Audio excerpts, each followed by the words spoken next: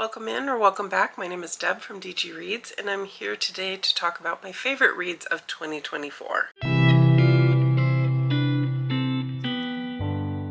I wound up having a fantastic reading year in 2024. I read over 550 books. I'm filming this a little early, so I don't have final numbers quite yet, but I had 34 that were 5 stars, 80 books that were 4.5, many of which rounded to 5, and I wound up with 191 that were 4 stars. So overall, my average rating was 3.81, which is not at all bad. The problem comes in trying to narrow down all of these books that I truly loved into a top reads of the year. And I know a lot of people try to get down to 10 books, and that just wasn't going to happen for me. I read too many genres, too many books that I love, but I did narrow it down to top 5 for each of my 2 biggest genres, which are fantasy and horror, with some additional books on the side from different genres. So to start with, let's go ahead and kick off the fantasy list. First on my list, I have The Dead Cattail Assassins by P. Djeli Clark, and this is one that I went into not knowing much. I received a gifted copy from Tor.com, and I was instantly hooked. We're following Aveen, who is a dead cattail assassin. She knows that when she has a contract, it is 100% binding. But when she goes to approach her latest target, she finds that this is something that shouldn't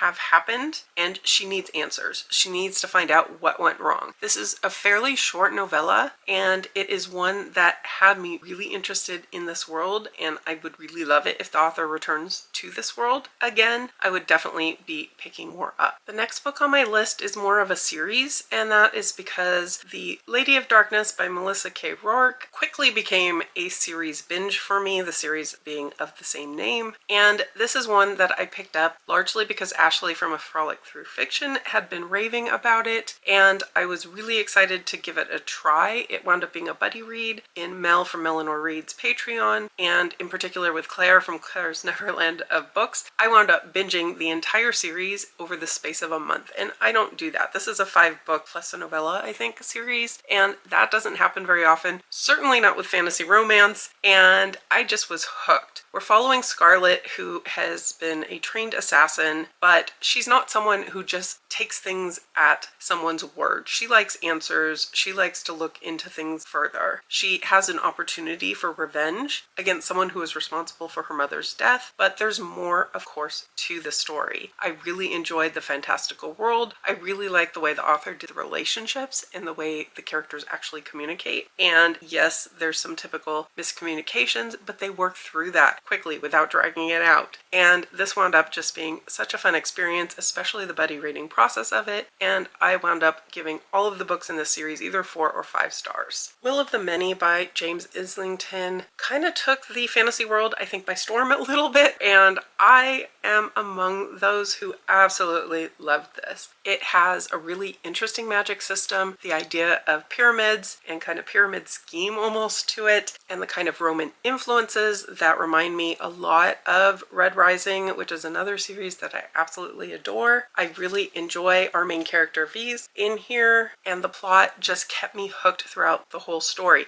It's not a small one, but it never felt like a long book. It had me really immediately wanting book 2 the second I finished this one, and I can't wait to reread this before getting the new book, hopefully in 2025. Another book that I binge read this year was What the River Knows by Isabel Ibanez, and this one I would put in a very different category, I think, to anything else here. Sometimes a book just hits you at the right time, and it's the right level of fun and the right level of entertaining and the right level of distracting, and I think that's what this is. It's set in Egypt. It has a lot of almost Indiana Jones type of vibes to it. We're following a young woman who takes it upon herself to travel overseas all on her own, which is almost unheard of, to get answers. Inez has heard that her parents have died, and the mysterious circumstances have her with a lot of questions, and she winds up racing over to try to get answers. And I had just so much fun with this. It was almost a one-sitting read, and I have been eagerly anticipating the second book that just came out. This is one where I don't necessarily think it was the absolute best, most elaborate structure to the plot and the story and the relationships, but I had fun with it, and it kept me gripped and it kept me eager to read more. And I have one very late addition to this list as I just finished reading it yesterday, but Kagan the Damned by Jonathan Maberry is a book that took me by surprise. I knew this is one that people I trust have enjoyed, and it's one that's been on my shelf for quite a while until I picked it up this past week, and it immediately drew me into the story. We're following Kagan, who is sworn to protect the children of the Empress, and he fails in that job. He is drugged, he is kept from his duties, and before he can get to them, the children are slaughtered.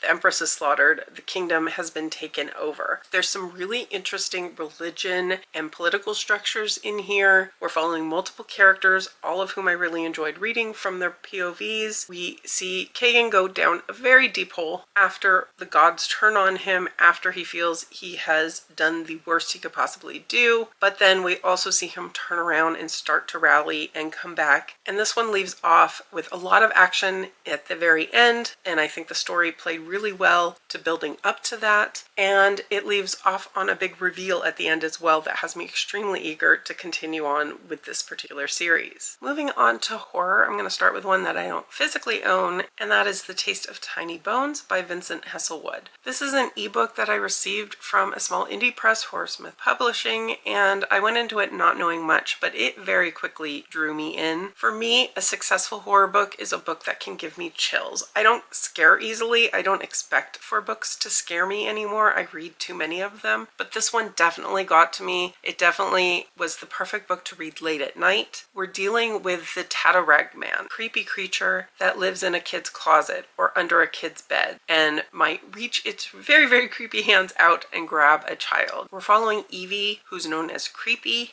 and she's someone who loves the horror genre, even though it does scare her, and she's made a life out of studying and researching horror, and she's starting to see some patterns with children who are being killed and with things that are going on, and maybe there's something to the idea of the bumps in the middle of the night, and she needs to try to convince an investigator of this. And I think this was the perfect kind of horror novella, short novel, I don't remember exactly how long it was, to really draw me in and hold my attention, and one I would highly recommend. Bury Your Gaze by Chuck Tingle was another book that I had heard good things about going into it, and I wasn't quite sure what to make of this very bright, colorful cover, but I wound up fully immersed in this story. It is set in Hollywood. It has a lot of good commentary on top of the horror elements about the horror industry and the whole idea of burying your gaze and who does and doesn't survive in a horror story. There's a lot of kind of local Los Angeles mentions. As someone who lives in Los Angeles, that was also a lot of fun, and this was just a fantastic time. A book that I read fairly early on in the year and one that just stuck with me was Knock Knock Open Wide by Neil Sharpson. This is one that I only had a physical copy of it. There wasn't an audiobook. I don't know if one's come out since then, but that's something I don't necessarily just sit and binge a physical only read in one sitting, and that's exactly what happened here. It's weird and dark and disturbing, and there's a very unsettling nature to the story that absolutely had me needing answers. We start with a drive on a dark road. Someone finds a corpse, they take it to a farmhouse, and then they never talk about it again. Obviously something weird happened. A couple decades later, we're following a college student who's involved with the drama department. Again, things are weird and unsettling and happening, and you kind of are trying to figure out what the connection is between these stories, between what's happening. I mean, look at the cover. You can tell this is going to be a weird kind of book, and it is. And I think if you like unsettling, weird stories, this is one I think is worth picking up. Speaking of weird and unsettling, we've also got We Used to Live Here by Marcus Cleaver. This is a book that I didn't initially give 5 stars. When I finished it, I really enjoyed it, but there was just something about it that I didn't necessarily think it hit the 5-star mark for me. And then I started talking to people about it, and I started looking into it more physically, in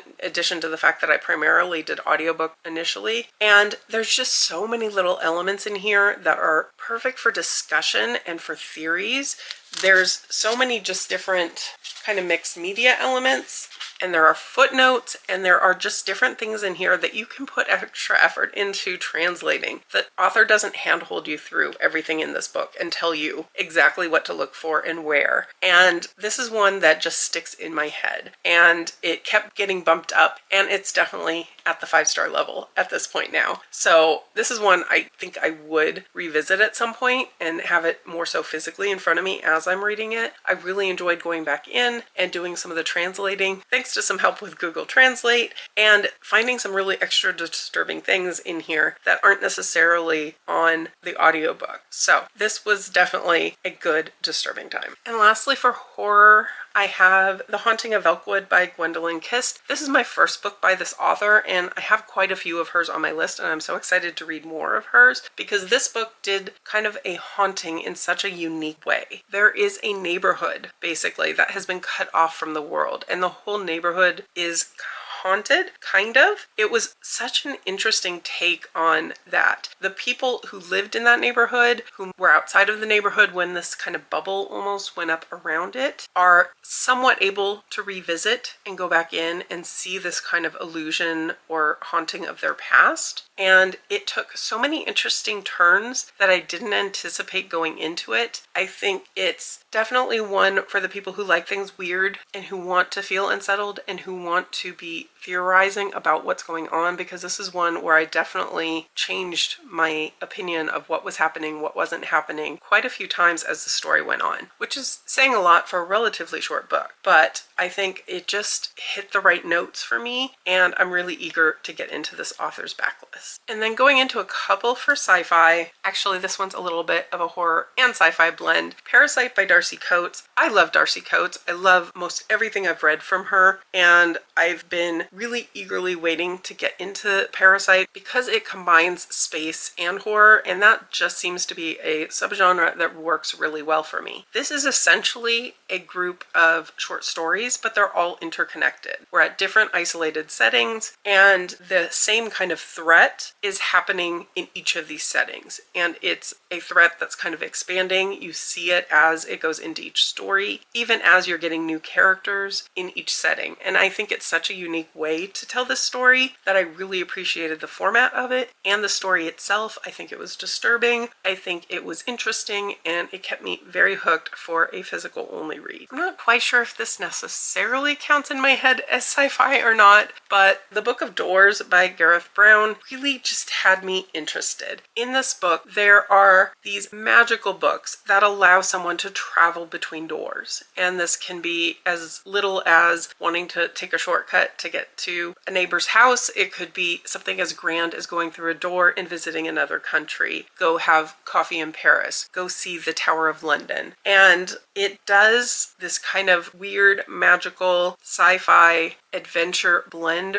really well. There are threats. There are people who are after this book. There are other books out there that do different things. There's the kind of complexity of almost time travel type questions that come out of this. And I think the author just did really well at blending all of these factors together. And I really enjoyed this story. This is definitely an author I want to read more from. I had to throw in a nonfiction because I have been working to read more of that this year, and they do tend to be 5-star reads for me. And my favorite nonfiction for this year was The Monster in the Mirror, Mental Illness, Magic, and the Stories We Tell by KJ Ayo. And this is the author's own stories and essays about mental illness, and also about the presentation of mental illness in media, specifically a lot about fantasy. Mental illness is the field that I work in, and that therefore makes it a very interesting subject for me, and fantasy, of course, I read a lot of. So getting those two blended in here and talking about how mental illness is portrayed in media, whether it be movies, books, TV shows, any of those types of things, I think the author did a really good job of making this very interesting, and I was absolutely hooked on this story. The cover itself is fantastic, so I had to pick up a copy, and I would highly recommend if you are interested in nonfiction, fantasy, and mental illness.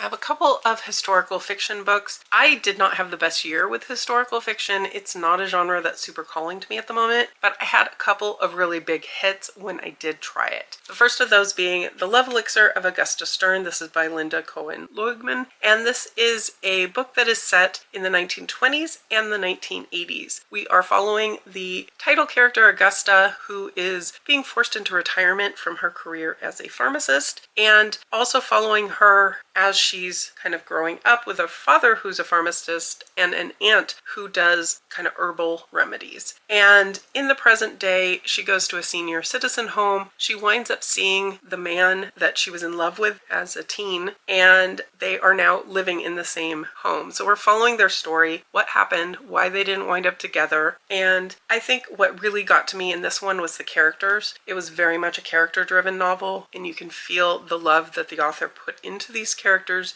in this book. And that's, I think, what really made it work well for me. And then one of my first reads of the year, and still a highlight when it comes to historical fiction, The Women by Kirsten Hanna.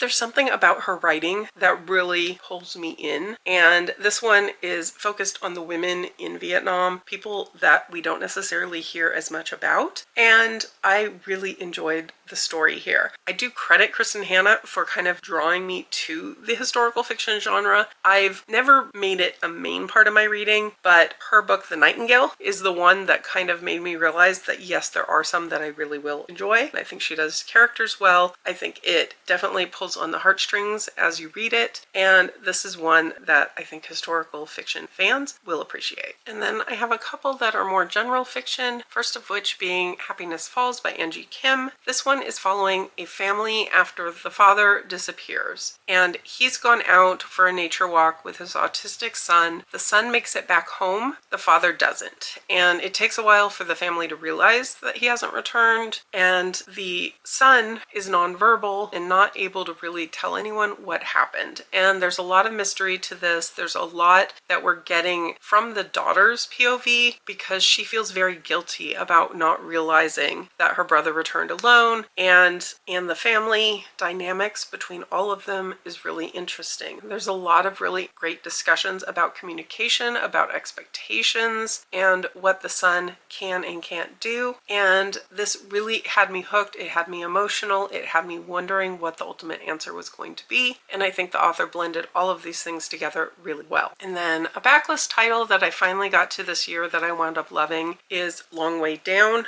by Jason Reynolds. This is a book told in verse with a lot of interesting formatting to it as well. In this one, we're following Will, whose brother Sean has been shot and killed. And the book takes place over the space of an elevator ride, basically. This is a boy who knows the rules of the streets around where he's grown up. You don't cry, you don't snitch, you get revenge. And as he's taking this elevator ride, he's seeing ghosts. He's seeing people from his past who kind of speak to this mantra, to this way of life. And it is a heartbreaking read. It is a powerful read. It is one that I took far too long to get to, but really absolutely love. And then to finish things off, I've got a couple of thrillers that stood out to me for the year. The first of which being The Return of Ellie Black by Emiko Jean. The title character Ellie went missing a few years ago, and then suddenly she comes stumbling out of the woods, barely remembering her own name, and the investigator is given new life for the investigation and the questions that come out of that. The investigator is Chelsea, and she and Ellie have alternating POVs through the story. We know very early on there's more to it than we've been told, and I think the author did a fantastic job of doing really good pacing and reveals and keeping up the story's momentum throughout. There were twists and turns, not all of which I saw coming, and I really enjoyed that. And last but not least, we have Daughter of Mine by Megan Miranda. I think this is one of those books that hit at the right moment in time for me. It was part of my summer Ween TBR, and I had a fantastic reading week that week, including this book. We're following Hazel, who is a young woman. Her detective father has passed away, and this causes her to return for the first time in 10 years to the small town of Mirror Lake. There are a lot of things being uncovered as part of his death, as part of her return to town. There's a drought that's drawing the level in the lake down, and that's revealing secrets about her past past. They are uncovering more secrets, more reveals, and I was hooked throughout this whole thing. I read the majority of it just in print, sitting out on my patio. This had the right levels of family drama and not knowing who to trust, who not to trust, and it's definitely one that sticks out in my memory for the year. So that's my list. It's not exactly small, but it's done, and I'm hoping maybe something here caught your attention. Let me know in the comments below. Have you read any of these? Were any of these ones that you're planning to pick up in the new year? What was your favorite book of 2024? I would love to hear all the things. And if you've made it this far and you don't have anything to comment, give me an emoji that makes you think of a favorite book, whether it's from this year or any other time. If you could hit that like button below, I would surely appreciate it, and subscribe if you're interested in more of my future favorite books, more of my bookish thoughts, and more of my content in general. For now, I will go ahead and leave here and see you real soon in a new video.